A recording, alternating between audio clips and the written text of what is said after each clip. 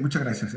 Me parece que es un regreso, digamos, a una condición que no habíamos visto en el país desde hace décadas. Las nuevas generaciones no conocen ese fenómeno del hecho de que en la Cámara de Diputados mexicana exista un partido que tenga todas las posibilidades, o una coalición en este caso, de poder decidir de manera cómoda cualquier tipo de agregado o modificación a la Constitución.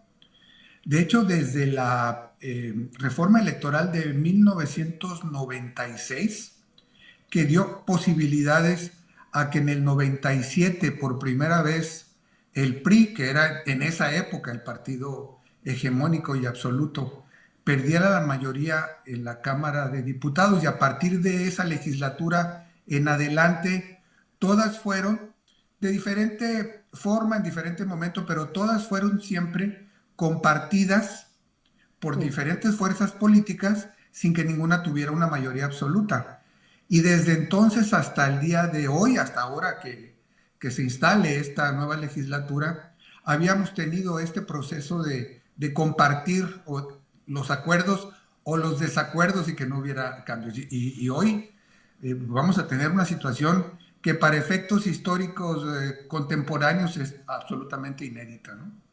¿Positivo o negativo? ¿Para bien o para mal? Yo creo que va a depender de cómo se ejerza esta mayoría. Algunos están planteando la importancia de que haya una especie de autocontención por parte de la mayoría que se está estableciendo. Sin embargo, pues se ha avisado que podría ir incluso mucho más allá esta mayoría y plantear, por ejemplo, la desaparición de los diputados plurinominales, lo que implicaría prácticamente desaparecer a la oposición en las cámaras, y eso, pues desde mi punto de vista, pudiera no necesariamente ser positivo en términos que dejarías a una parte de la representación política fuera de los márgenes de la discusión nacional, ¿no? En muchos años, inclusive cuando el PRI era mayoría absoluta, en sus tiempos gloriosos, no le había el pueblo dado una mayoría a alguien como ahora, porque depende de las reglas del juego. Cuando no había posibilidades de representación de las minorías, más que ganando los distritos de mayoría, que eran menos de... la Cámara de Diputados se conformaba de menos de 300 diputados. Y entonces, pues todo lo ganaba el PRI y no había ninguna otra posibilidad. Después se incorporaron, al llegar a 300 diputados, los diputados de partido, que era una lista que presentaban los partidos, y el PRI ganaba todos los distritos, pero había, en función de la votación de los partidos, se les daba a algunos diputados, hasta sumar 300. Después se incorporaron, cuando ya existió una presencia mayor de fuerzas políticas en el país que reclamaban su derecho, digamos, a existir, se incorporaron los plurinominales, con la posibilidad de que sin que el partido hegemónico perdiera la mayoría, las minorías tuvieran voz en el Congreso. Y entonces el Congreso llegó a 400 diputados. Y todavía en esa época el PRI no perdía la mayoría absoluta. Fue un proceso que fue hasta la ley electoral de 1996, que permitió ya la incorporación de nuevas fuerzas políticas con representación proporcional, que lograron los partidos de minoría ganar distritos, pero también tener más diputados plurinominales, y fue la primera vez que el PRI perdió la mayoría absoluta. 1997. El cambio legislativo es en el 96, y la legislatura del 97, por primera vez en la historia, el PRI pierde, incluso pierde la mayoría simple, no solamente la mayoría calificada.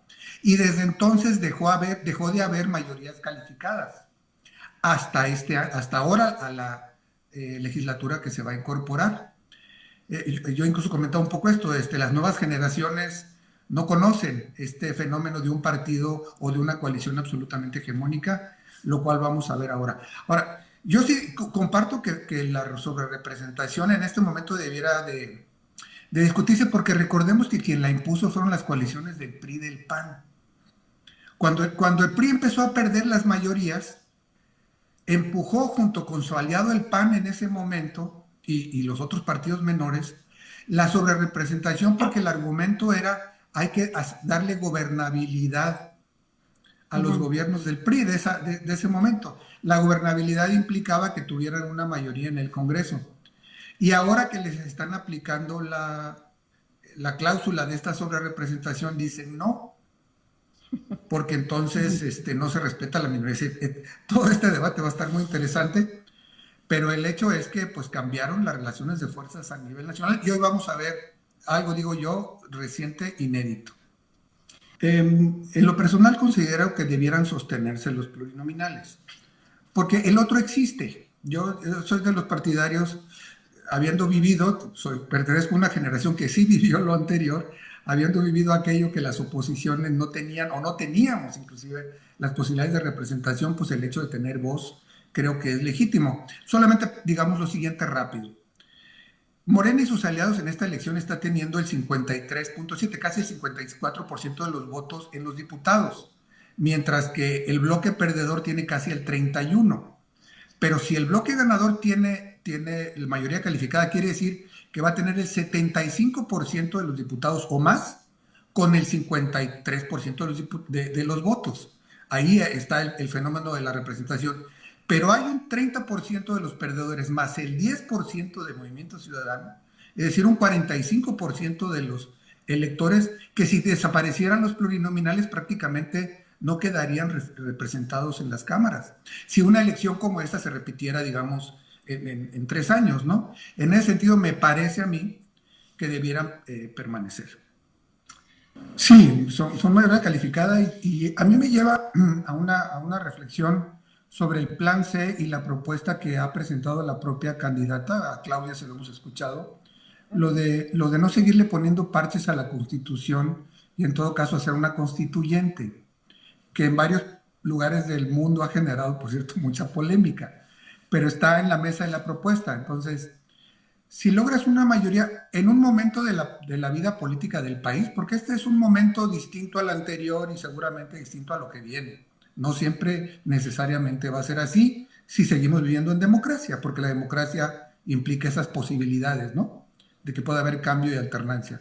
Pero en este momento que hay esta mayoría calificada porque la población así lo decidió, yo tengo dudas. Mi primera duda que he venido planteándome en estos días es, ¿conviene agregar los 20 parches nuevos que son fundamentales, si se quiere? Va a cambiar mucho la escenografía política del país con las propuestas del presidente, o conviene de una vez dar el paso a una discusión de una nueva constitución. Ese es el primer tema, ¿no? Y el segundo, creo que siempre en democracia siempre tenemos que actuar en la lógica de que no siempre la relación de fuerzas va a ser la misma, porque efectivamente la población en cualquier momento puede decidir cambiar las aguas para otro lado. Ahí es donde yo me planteo la duda de si la mayoría del momento que tiene posibilidades de imponer su voluntad para que solamente le favorezca, deberá cerrar las puertas a su futuro momento donde a lo mejor ya no vuelve a ser mayoría. De sobrevivir ya en esta elección el PRD. De hecho, yo en lo personal ya lo había sepultado 2 veces, yo había dicho que ya estaba muerto desde hace tiempo, y me parece que su sobrevivencia era un poco artificial, una especie de zombie político. Pero esto justamente, y hasta hoy ya no alcanza en ese 3% para sobrevivir legalmente. Pero esto precisamente, creo yo, le da cierto sentido a las reglas del juego que tenemos. Porque la ciudadanía ha ido haciendo que los partidos que no le gustan desaparezcan, no solamente al PRD. Han existido en el pasado reciente otros partidos, el PSD, el PS, todos ustedes lo recordarán, varios de ellos, incluso cuando uno revisa justo de las legislaturas de los 70 para acá, surgieron bastantes partidos que el electorado fue desechando a lo largo del tiempo y ha permitido que se mantengan pues los que están. Hoy decidió que incluso el PRD ya no tiene sentido. Pudiéramos hablar de la historia del PRD, pero creo que se empezó a desfondar desde que Andrés Manuel se salió y conformó una alternativa. Algunos dicen que el momento crítico para el PRD fue cuando firmó el pacto con México, con Peña Nieto y el PAN. Yo coincido en eso y me parece que además incluso le sucedió porque la dirigencia del PRD en ese momento no solamente hizo un acuerdo un poco contra natura, sino que ni siquiera consultó a la militancia de las dirigencias de los partidos, quiero decir, del propio partido. Y yo creo que ahí empezó el principio ya del fin. Pero el electorado ha dicho que ya no más. Sin embargo, a los otros partidos les permite sobrevivir, ¿no? Y el hecho de que sobrevivan tampoco es culpa del electorado que digan yo sí voto por ello. Es un problema de los partidos que si no se renuevan, que si mantienen a los mismos. Pero una cosa es eso, una cosa es que los jugadores cambien su manera de juego, su director técnico, su capacitación. Y otra cosa es modificar la cancha y modificar las reglas del juego. Y otra cosa es modificar las reglas del juego solamente para que gane el mismo siempre. Ahí es donde yo no coincido un poco con esto que estamos reflexionando. En este momento, Morena y aliados lo puede hacer. No tengo la menor duda. Lo que yo no estoy convencido es si lo deba hacer. Porque en el terreno de la democracia debe existir las posibilidades, aunque sea en el papel de la alternancia. Si el electorado decide que va a seguir votando por un solo partido o por una sola coalición, pues triste el futuro de los otros, que no sean capaces de adaptarse. Pero modificar las reglas para que ya no pueda haber posibilidades de jugar en la cancha es donde yo creo que ahí se van cerrando las opciones democráticas. Yo veo así el esquema. Y efectivamente yo creo que PAN y PRI están pagando las consecuencias de no haber entendido lo que significó el 2018.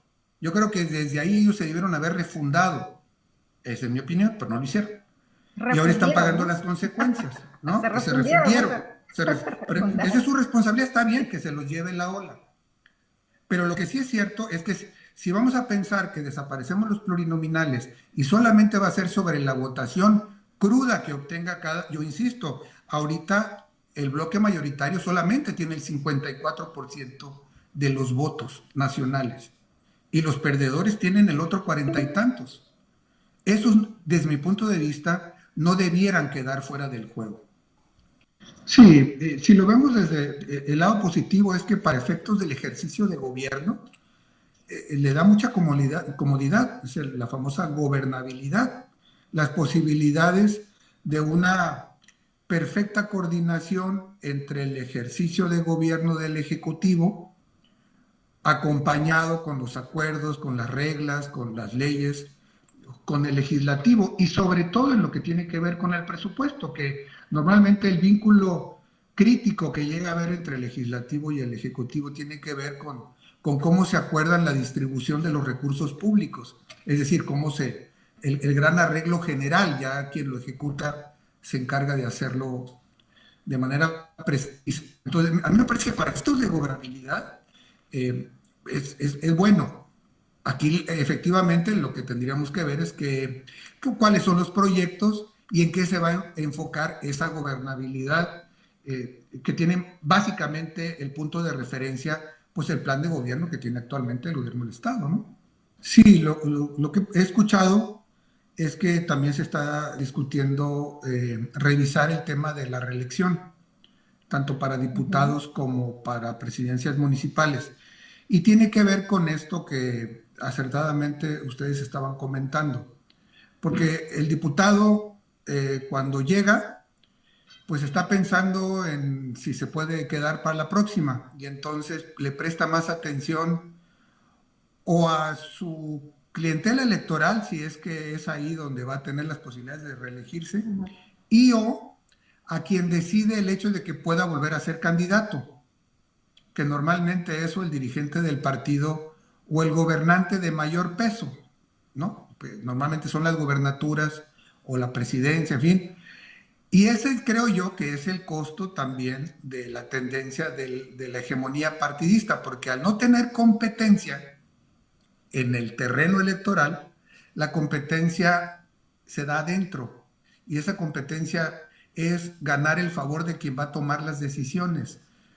Y lo menciono porque porque eso es una de las cosas en las que más ocupan su tiempo muchos de los legisladores, lo hemos podido constatar, y esa es la razón, entiendo por lo menos una de las razones importantes por las cuales se está planteando darle hacia atrás a lo de la reelección. Es decir, vas a tener una posibilidad y tienes que demostrar tu capacidad de tu cumplimiento legislativo, lo cual no quiere decir que alguien pueda seguir haciendo carrera política, pero lo tendrá que hacer en otra cancha y eso implica pues dar buenos resultados. Son de las cosas entre pros y contras que habría que revisar seguramente en este debate nuevo que se está abriendo.